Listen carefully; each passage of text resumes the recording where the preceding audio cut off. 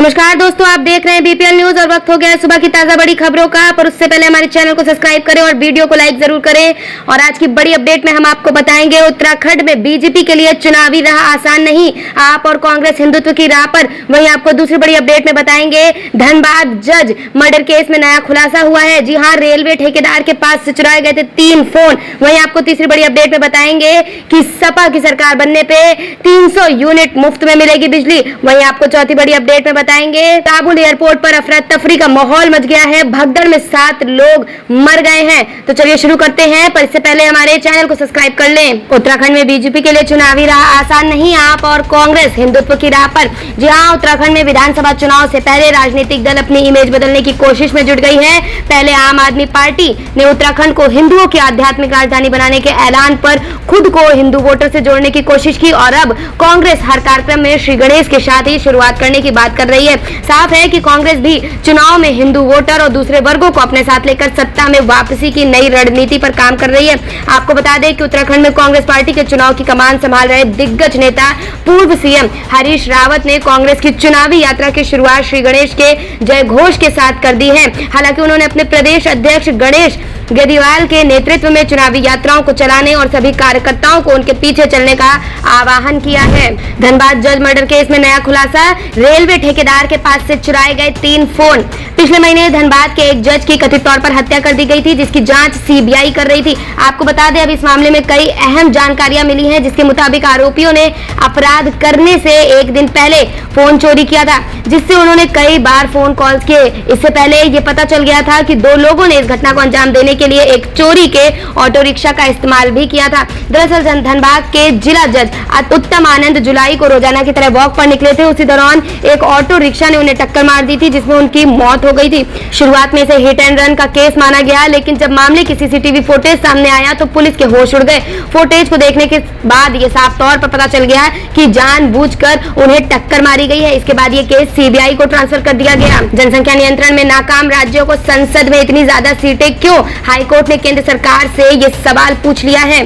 जनसंख्या नियंत्रण में नाकाम रहने वाले राज्यों को संसद में प्रतिनिधि ज्यादा क्यों मिले हैं? मद्रास हाईकोर्ट ने ये सवाल हाल ही में एक आदेश में केंद्र सरकार से पूछ लिया है। आपको बता दें, कोर्ट ने कहा कि तमिलनाडु और आंध्र प्रदेश जैसे राज्यों में सफलतापूर्वक जनसंख्या पर नियंत्रण किया जाए। इसके बावजूद इन राज्यों में सांसदों की संख्या कम कर दी गई है। वहीं उत्तर प्रदेश, बिहार, राजस्थान, मध्य प्रदेश जैसे राज्य जनसंख्या नियंत्रण में नाकाम है, फिर भी वहाँ सांसदों की संख्या सबसे ज्यादा है। जस्टिस एन किरुबाकरण और डी पुंगालेदी की बेंच ने 17 अगस्त को एक आदेश पास किया। इस आदेश में कहा गया कि पिछले 14 चुनाव में एवरेज में तमिलनाडु को कंपनसेशन मिलना चाहिए। कोर्ट ने ये राशि 56 करोड़ रुपए के लगभग बताई है। मद्रास हाईकोर्ट ने कहा है कि 1962 तक तमिलनाडु में 41 लोकसभा सांसद हुआ करते थे, लेकिन जनसंख्या घटने के बाद यहाँ की संसदीय सीटों की संख्या घटकर 39 कर दी गई है। सपा सरकार बनने पर 300 यूनिट बिजली मिलेगी मुफ्त। जी हाँ, सपा के वरिष्ठ नेता पूर्व राज्य मंत्री संजय विद्यार्थी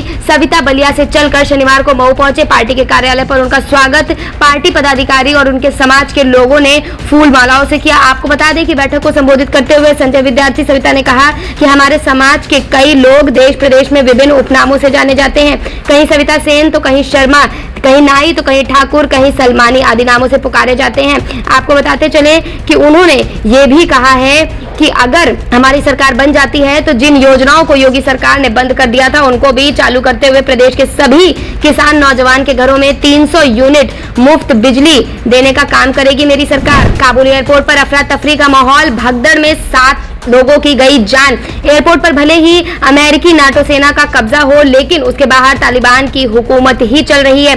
आपको बता दें कि रविवार को भी अफगानिस्तान से किसी तरह बाहर निकलने को व्याकुल लोगों पर तालिबान का कहर टूटा है। जी हाँ, स्थिति नियंत्रण करने के नाम पर कागजात जांचने की प्रक्रिया देख रहे लोगों में अफरा तफरी मच गई। इस कारण वहां जो भगदड़ मची उसमें 7 लोगों की जान चली गई। ब्रिटिश सेना के एक बयान में ये भी जारी करके हादसे की पुष्टि की गई है। हालांकि कुछ मीडिया रिपोर्ट्स ने यह भी दावा किया है है कि तालिबान की हवाई गोलाबारी में भगदड़ के हालात पैदा हो गए थे, जिसकी वजह से ऐसा हो गया है कि 7 लोगों की जान चली गई है। करतारपुर गुरुद्वारा जा सकेंगे सिख श्रद्धालु, कोरोना के बीच पाकिस्तान ने मंजूरी दी। जी हां, कोरोना वायरस की महामारी के कारण दुनिया भर में आस्था के प्रमुख केंद्र धार्मिक स्थलों पर श्रद्धालुओं के लिए ताला लग गया है। आपको बता दें, अब सामान्य होते हालात के बीच धार्मिक स्थल लगातार धीरे धीरे करके खुलने लगे हैं।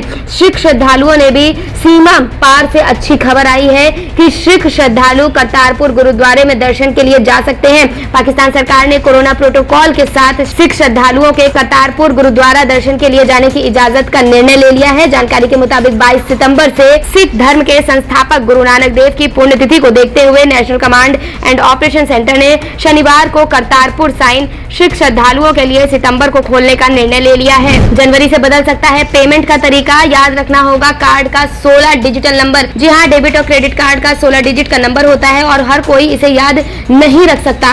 खासकर ज्यादातर लोग एक से ज्यादा कार्ड का उपयोग करते हैं। अब भारतीय रिजर्व बैंक यानी आरबीआई के नए नियमों के अनुसार आपको अपना कार्ड नंबर याद रखना ही पड़ेगा। दरअसल जनवरी 2022 पेमेंट से जुड़ा एक महत्वपूर्ण नियम बदल सकता है और डेबिट या क्रेडिट कार्ड से पेमेंट करने पर हर बार डेबिट या क्रेडिट कार्ड नंबर डालना ही पड़ेगा। सिपाही से लखनऊ लौटते समय एक्सप्रेसवे पे रुके अखिलेश यादव, कहा सरकार बनते ही पहले किसान हित के होंगे काम। जी हां, आगरा एक्सप्रेसवे के कार्यकर्ताओं को देखकर ठंडी मंडी कट पर वो रुक गए हैं। यहाँ उन्होंने पत्रकार से बात करते हुए कहा कि कन्नौज ही नहीं पूरे प्रदेश में सपा द्वारा शुरू कराए गए विकास कार्य रोक दिए गए हैं। सरकार बनते ही सबसे पहले किसान हित में काम करवाए जाएंगे। जी हां, इत्र नगरी की 3 महत्वाकांक्षी योजनाओं का निर्माण रुका हुआ है। इसमें सबसे महत्वपूर्ण विशिष्ट मंडी है जो कि अभी निर्माणाधीन है। आपको बता दें, सपा सरकार बनते ही सबसे पहले किसान हित में इसका निर्माण कराया जाएगा। ये बातें सपा के राष्ट्रीय अध्यक्ष अखिलेश यादव ने ठडिया मंडी कट पर कही हैं।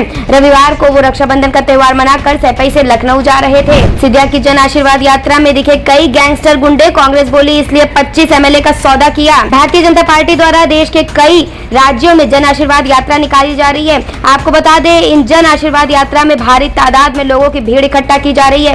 भाजपा शासित मध्य प्रदेश में केंद्रीय मंत्री ज्योतिरादित्य सिंधिया का जन आशीर्वाद यात्रा भी काफी सुर्खियों में बना रहा है।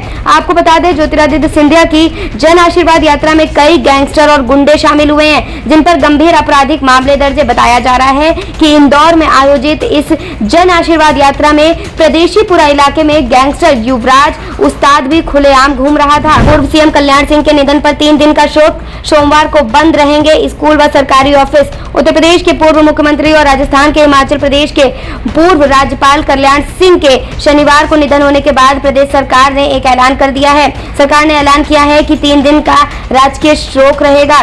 जी हां, 89 वर्षीय कल्याण सिंह के पार्थिव देह को सोमवार को अलीगढ़ में अंत्येष्टि होगी। कल्याण सिंह के पार्थिव देह की अंत्येष्टि वाले दिन सोमवार को प्रदेश सरकार ने सार्वजनिक अवकाश की घोषणा कर दी है। योगी सरकार ने उनके सम्मान में सोमवार को प्रदेश के सभी कार्यालय के साथ स्कूल कॉलेज को बंद करने का फैसला किया है।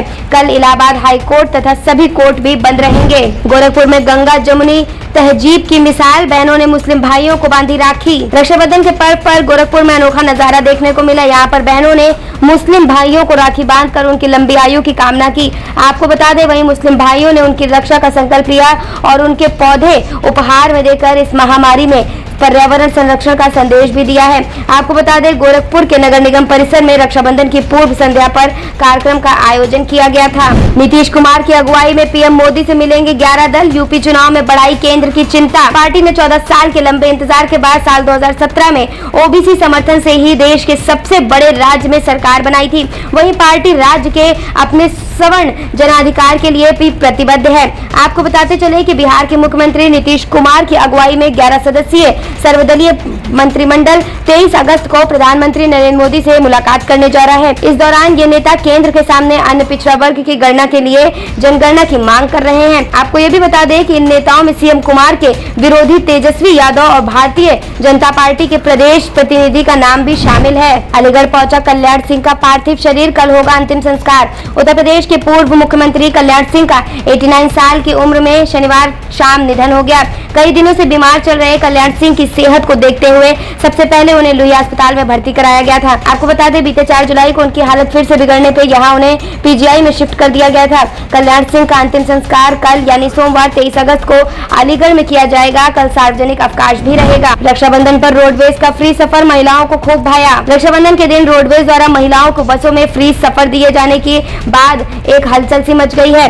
लोगों को ये खूब परवान चढ़ रहा है। सुबह से ही इटावा बस स्टैंड पे भारी भीड़ रही। हालत ये रही कि बसें खचाखच भरी दिखाई दी। सर्वाधिक भीड़ इटावा फर्रुखाबाद मार्ग पर देखी गई। आपको बता दें, यहाँ पर देर रात तक रोडवेज प्रशासन की बसों की व्यवस्था करनी पड़ी। अयोध्या तक बुलेट ट्रेन चलाने का है प्लान। दिल्ली से 2 घंटे तय हो सकती है दूरी। कॉर्पोरेशन के उच्च पदस्थ सूत्रों के मुताबिक शुक्रवार को आला अधिकारियों ने अयोध्या का दौरा किया और वहां बुलेट ट्रेन का स्टेशन यार्ड, आवासीय सुविधाएं सहित रेल लाइन अलाइनमेंट और बाकी तमाम सुविधाओं के जायजा लिया गया है।